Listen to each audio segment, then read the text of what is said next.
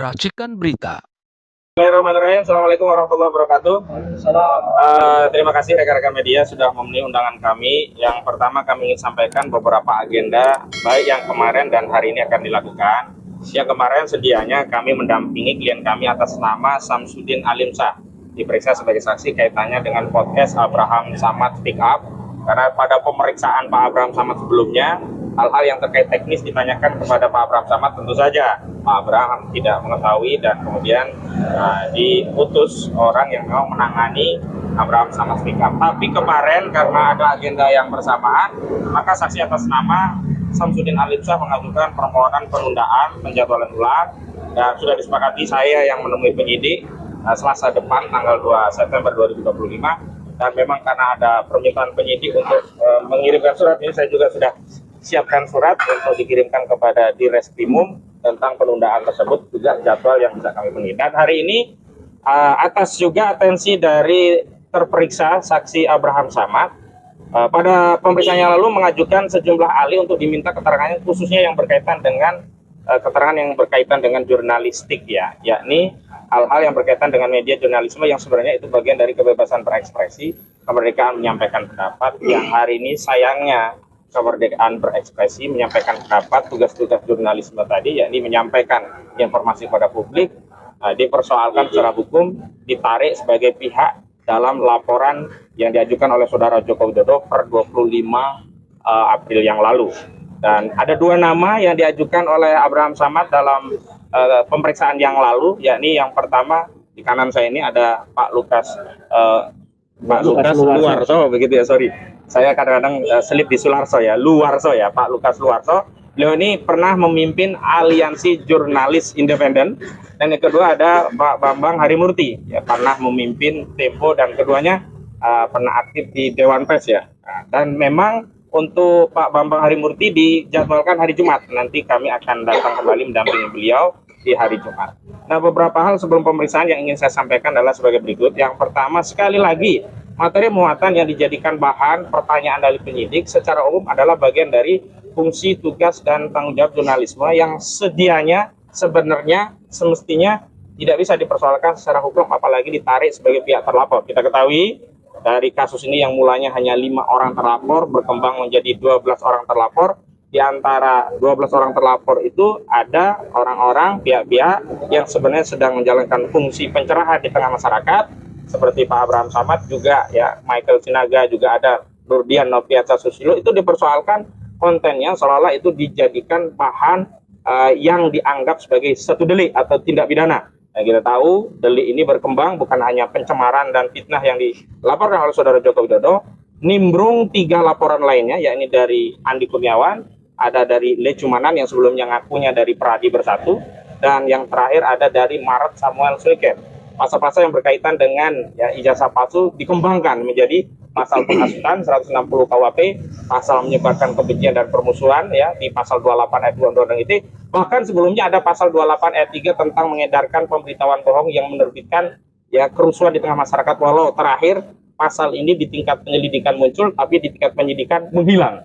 Jadi ada 2 kasus sekaligus. Ada penyelundupan pasal pada laporan saudara Joko Widodo karena saudara Joko Widodo mengaku ya direndahkan serendah-rendahnya, dihinakan sehina-hinanya, merasa dicemarkan dan dihina, tetapi kuasa hukumnya memasukkan ya tentu sepengetahuan Jokowi dan sepersetujuan Jokowi memasukkan pasal 35 dan 32 Undang-Undang ITE yang tidak ada relevansinya sama sekali dengan kasus penistaan, dengan pencemaran dan juga fitnah.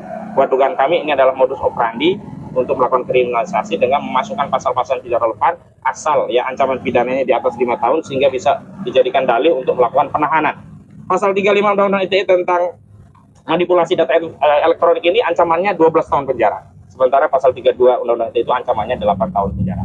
Dan selanjutnya saya ingin tegaskan bahwa klien kami baik Pak Abraham Samad dan yang lainnya, 12 terlapor lainnya, termasuk hari ini keterangan yang akan disampaikan Pak Lukas ini adalah bagian dari untuk penegasan kepada seluruh rakyat Indonesia bahwa kami adalah bagian dari anak bangsa yang lahir dan dibesarkan di negeri ini, yang punya tugas, kewajiban, dan tanggung jawab yang sama untuk mencerdaskan kehidupan berbangsa sesuai dengan kapasitasnya masing-masing. Dan karena hari ini ada tugas-tugas jurnalisme yang mencoba dipersoalkan, maka kami harapkan Ketika kami menghadirkan ahli di bidang jurnalistik, itu akan menyeimbangkan, bahkan menetralisir anasir-anasir, praduga-praduga, ya tuduhan-tuduhan yang sebelumnya itu adalah sebuah kejahatan, menjadi netral, bagian dari hak dari warga negara, bahkan kewajiban untuk mencerdaskan kehidupan bangsa dengan menyampaikan pendapat-pendapat, bahkan pendapat itu berdasarkan kajian ilmiah. Dan sekali lagi kita tahu bahwa Polda Metro Jaya kabarnya telah memeriksa sejumlah ahli, ada ahli ITE, ada ahli elektronik ya, ada ahli bahasa, ada ahli pidana, juga ada ahli psikologi dan sosiologi. Maka kami juga berencana akan menyampaikan ahli di tingkat penyidikan ya, bukan hanya ahli jurnalistik. Kami sudah persiapkan ahli pidana, ada 2 ahli pidana yang kami persiapkan. Kami juga siapkan ahli bahasa, bahkan bukan hanya ahli bahasa biasa, yakni ahli linguistik forensik. Ini adalah satu-satunya di Indonesia orang yang punya kepakaran linguistik forensik, tapi namanya nanti akan kami sepil setelah fix ya, yang jelas itu. Kemudian juga kami akan hadirkan ahli ITE, juga ahli-ahli yang lain yang relevan untuk mendudukkan masalah ini di tingkat penyidikan. Karena kalau di tingkat penyidikan, ketika ahli dari kami juga diambil keterangan yang dipertimbangkan oleh penyidik, kita harapkan penyelidikan dan penyidikan ini berjalan sesuai dengan due process of law. Ada asas keseimbangan sehingga tidak dipaksakan sesuai kehendak pelapor, tidak dipaksakan sesuai kehendak apa yang diinginkan oleh saudara Joko Widodo. Dan saya ingin kutip ya, ada satu hal yang kemarin dari Nurdiansah Susilo ketika membuat judul dalam thumbnail ya, yang diunggah di akun YouTube-nya, itu dipersoalkan, sampai judul pun dipersoalkan. Sampai bertanya apakah ketika membuat judul itu sudah konfirmasi kepada narsum. Sekali lagi kawan-kawan media, kewenangan untuk membuat thumbnail, judul itu adalah kewenangan otoritatif jurnalis, dan jurnalis tidak perlu tanya kepada narsum, Pak nanti judulnya kayak gini ya, Bapak berkenan. Enggak, sepanjang judul itu memang bisa diambil, diikhtisar dari statement yang ada dari narsum itu. Dan kalau semua judul diminta ya persetujuan oleh narasumber, kacau ya, tugas media nanti bisa nggak jalan begitu. Nah, ini adalah hal-hal yang juga harus dijelaskan kepada penyidik agar tidak ada praduga seolah-olah hanya dengan judul saja orang bisa dipersoalkan, orang dianggap nanti menghasut, orang dianggap nanti mencemarkan, orang dianggap itu melakukan fitnah dan seterusnya. Itu pengantar dari saya, dan untuk selanjutnya saya minta dulu Pak Lukas untuk menyampaikan statement sebelum pemeriksaan pada hari ini yang memang sudah menerima panggilan dari penyidik. Silakan Pak Lukas. Terima kasih, Bung Marsyudin. Selamat pagi kawan-kawan. Ya, seminggu 2 minggu lalu memang ketika saya mengantar Bung Abraham Samad diperiksa, Bung Abraham setelah pemeriksaan meminta saya untuk menjadi saksi ahli, ya, untuk menjelaskan tentang apa itu jurnalisme. Dan ada 2 hal yang ingin saya sampaikan. Pertama, saya agak prihatin ya sebagai wartawan 2 zaman, zaman Orde Baru dan zaman Orde Reformasi. Saya dulu mengalami ya tekanan-tekanan terhadap jurnalisme, terhadap media di era Orde Baru. Tapi bahkan saat itu tekanannya itu ya namanya waktu itu era otoriter kan, kita masih bisa maklumi. Dan ketika era reformasi seharusnya sikap-sikap yang mengintimidasi, menekan, mempersekusi pers itu sebenarnya sudah harusnya hilang sesuai semangat reformasi. Makanya ada undang-undang pers yang melindungi kemerdekaan pers dan melindungi profesi wartawan. Jadi menurut saya ini gejala kembalinya sikap-sikap otoritarianisme aparat ya, bahkan mungkin lebih sistematik dari era Orde Baru dengan cara yaitu media yang saat ini memang waktu itu belum ada ya. YouTuber itu kan fenomena 10-15 tahun terakhir ini. Bung Abraham Samad yang kebetulan sekarang jadi punya podcast yang sangat populer dianggap sebagai pihak yang ikut terlapor, dianggap melanggar pidana mungkin ya. Nah itu sangat tidak apa ya, sangat memprihatinkan. Kalau wartawan dan media ketika memberitakan atau mengulas peristiwa sengketa seperti ini kan antara sengketa Jokowi dengan publik sebenarnya, masyarakat Indonesia yang ingin tahu apakah ijazah Jokowi itu asli atau tidak. Nah, kalau media memberitakan itu kemudian dilaporkan menjadi pihak yang kemungkinan ikut terlibat dalam pelanggaran, ya nanti semua wartawan tidak bisa melakukan kerjanya, teman-teman nggak bisa bekerja sini. Sedikit-sedikit harus dilaporkan dan harus diperiksa dan sebagainya. Nah, itu satu. Jadi gejala kembalinya sikap-sikap otoritarianisme aparat dalam mempersekusi atau menekan wartawan. Yang kedua yang paling penting, karena kebetulan saya ikut membidani lahirnya Dewan Pers era reformasi saat itu sebagai direktur eksekutif, kita itu ada kerjasama dengan kepolisian ya 20 tahun terakhir ini, apa yang disebut ketika kasus-kasus melibatkan media, pemberitaan media, itu kesepakatannya polisi tidak langsung mempersoalkan media itu, tapi polisi menanyakan ke Dewan Pers. Nah, kemudian secara rutin setiap 2-3 tahun ada radiogram atau surat edaran Kapolri yang ditujukan kepada aparatnya di seluruh Indonesia. Jika ada kasus sengketa melibatkan media, harus berkonsultasi dulu dengan Dewan Pers.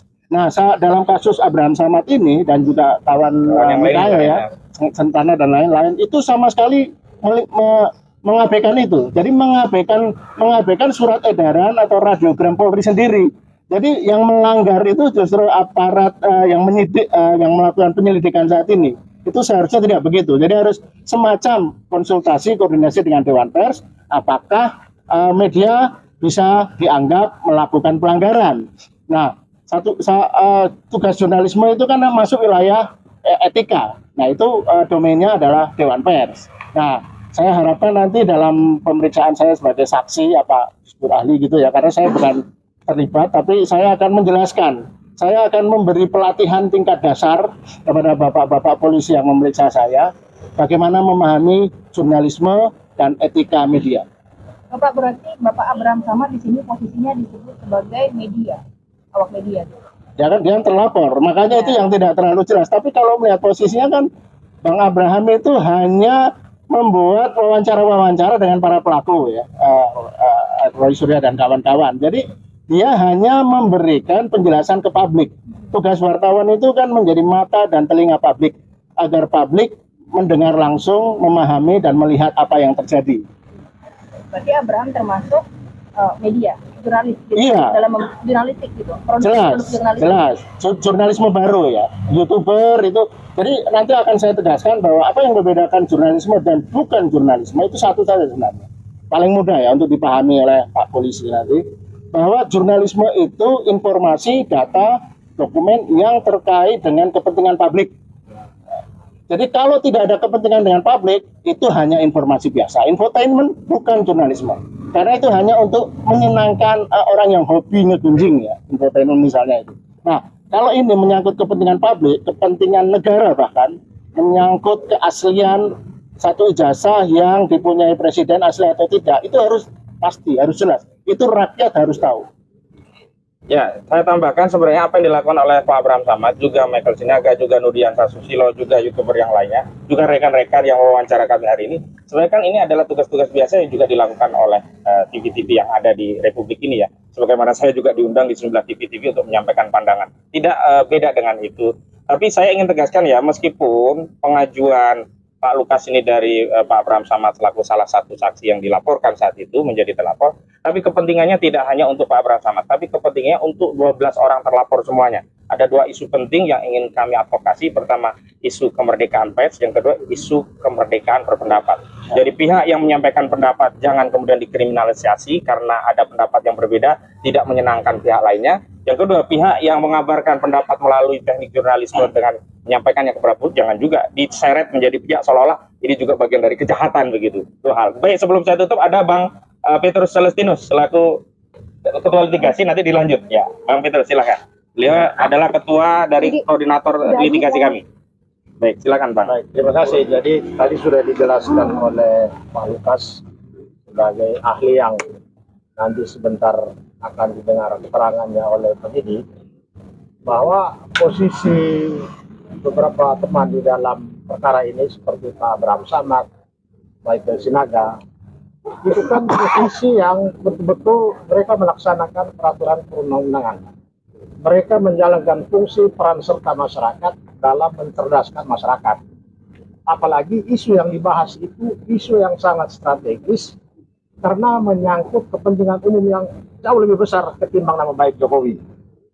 Nah, kepentingan yang dibahas di dalam berbagai podcast itu adalah tentang seorang presiden selama 10 tahun berkuasa disebut-sebut ijazahnya palsu.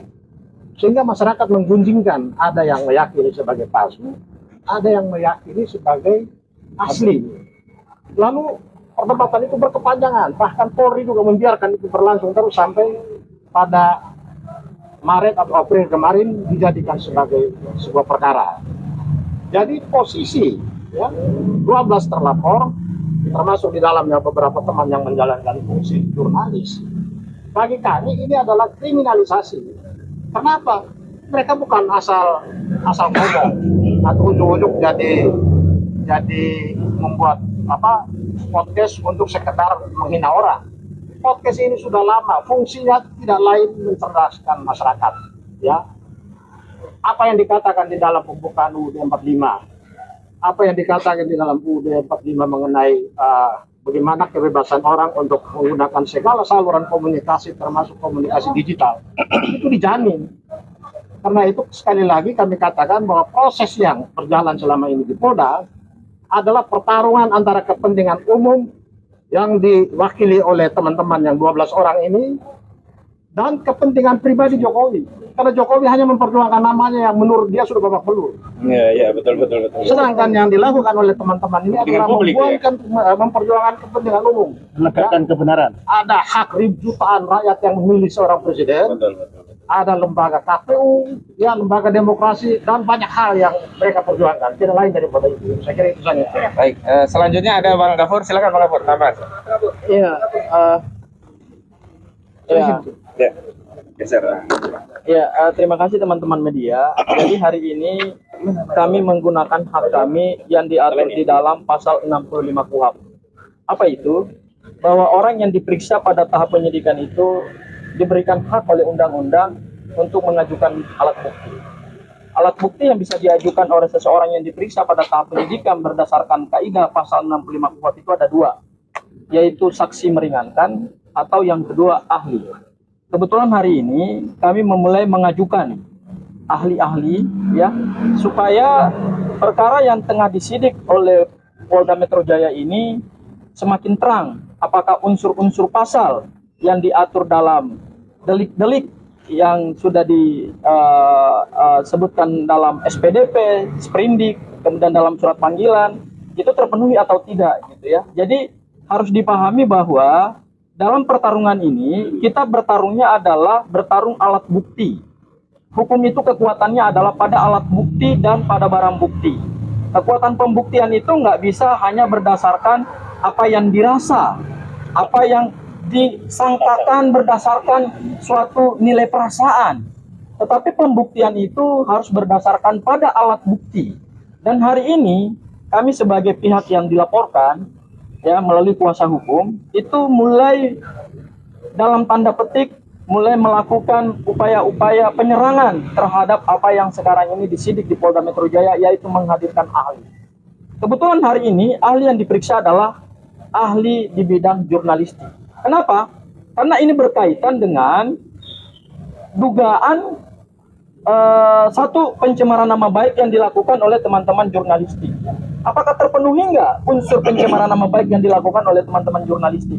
Hari ini kami menghadirkan ahli untuk memberikan keterangan seterang-terangnya, ya, supaya penyidik dalam melakukan penyidikan dan nanti menyimpulkan hasil penyidikan itu betul-betul profesional. Tidak by order, tidak berdasarkan pesanan, tetapi kesimpulan yang nanti didapatkan oleh penyidik dari serangkaian pemeriksaan ini itu adalah kesimpulan yang didasarkan pada alat bukti yang kuat. Konstruksinya, hasilnya, konklusinya by law, bukan by perasaan. Kita tidak sedang menegakkan perlindungan terhadap seorang pribadi Pak Jokowi, tidak. Tapi kita sedang menegakkan hukum. Dan kita sedang mencari kebenaran dan keadilan. Itu poinnya di sini. Kenapa? Karena di Undang-Undang 40 tahun 1999, ingat, undang-undangnya kebebasan pers. Jadi yang dilindungi itu bukan hanya persnya, tapi yang dilindungi itu kebebasannya juga. Jadi ada transformasi di dalam dunia pers, dari zaman otoritarianisme Orde Baru ke zaman reformasi. Dahulu kita punya undang-undang pers, tapi tidak diberikan perlindungan terhadap kebebasannya. Di Undang-Undang 40 tahun 1999, perlindungan utama yang diberikan itu adalah perlindungan terhadap kebebasan seorang jurnalis. Jadi pokoknya itu adalah pada kebebasan seseorang. Itu ya yang kami. Kedua, terkait dengan barang bukti. kami juga akan menghadirkan ahli digital forensik, dan kami minta kepada Polda Metro Jaya untuk memberikan akses kepada ahli kami untuk melakukan uji tandingan terhadap barang bukti yang saat ini sedang disita oleh Polda Metro Jaya berupa ijazah Pak Jokowi. Dan kami minta kepada Polda Metro Jaya supaya ahli-ahli kami yang dihadirkan ini jangan ditolak, harus diterima. Karena itu kaidah hukum dan itu haknya seseorang yang sedang dilaporkan. Jadi kami juga akan meminta secara resmi kepada Polda Metro Jaya supaya ijazah Pak Jokowi yang sekarang disita sebagai barang bukti, ya, itu juga diberikan akses kepada ahli digital forensik kami supaya bisa juga ikut diperiksa dan diuji. Karena kita ingin mencari kebenaran material. Jadi kebenaran material itu akan ada keseimbangan dalam konteks pemeriksaan. Jadi bukan hanya pemeriksaan berdasarkan versinya Polda Metro Jaya atau Baris Krim Polri gitu ya, tapi juga ada asas keseimbangan di dalam nanti proses pembuktian ya. Jadi untuk membuat perkara ini terang benderang supaya ada kekuatan pembuktiannya berdasarkan barang bukti dan alat bukti, kami mohon juga kepada penyidik Polda Metro Jaya supaya memberikan kesempatan itu terhadap akses barang bukti supaya nanti diperiksa juga oleh ahli digital forensik kami. Terima kasih. Michael, Terima kasih, Pak. saya sedikit aja ya. Ya. Satu lagi sedikit saja ini dari Saya 1 menit terlapor. aja. Silakan. Saya berterima kasih sudah ada ahli-ahli dari senior, jurnalis-jurnalis senior yang berani berbicara, dan saya juga berharap peneliti-peneliti senior di Republik ini berani juga berbicara tentang kasus ini. Jangan kita mau diintimidasi atas dasar permainan hukum. Kalau menurut saya ini orang-orang yang tidak sepantasnya dilaporkan dan diintimidasi dengan ini. Saya sebagai jurnalis, meskipun jauh junior daripada beliau, sangat mengapresiasi bahwa kita semua sebagai jurnalis diberi kebebasan, kita punya kebebasan dan jangan jadi takut untuk memberitakan ini. Begitu kalau dari saya, sehingga saya juga meminta kepada Polda Metro Jaya untuk memeriksa semua kegiatan jurnalistik yang saya lakukan. Saya yakin mereka memeriksa tetapi mungkin tidak digunakan sebagai alat bukti. Salah satunya di mana saya mewawancarai Insinyur Kasmujo. Insinyur Kasmujo yang menyatakan dia bukan pembimbing akademik, bukan pembimbing skripsi dari Bapak Joko Widodo. Mengapa bukti itu tidak dipakai? Kalau mau dipakai, saya dengan senang hati akan mengundang Bapak Kasmujo. Tetapi ya Polda Metro Jaya juga harus effort lah, harus mencari beliau ke Yogyakarta. Kalau Pak Jokowi saja didatangi ke Solo, kenapa Pak Kasmujo tidak didatangi ke Yogyakarta? Menurut saya itu yang harus dilakukan penyidik. Terima kasih. Baik, terima kasih semuanya ya. Terima kasih.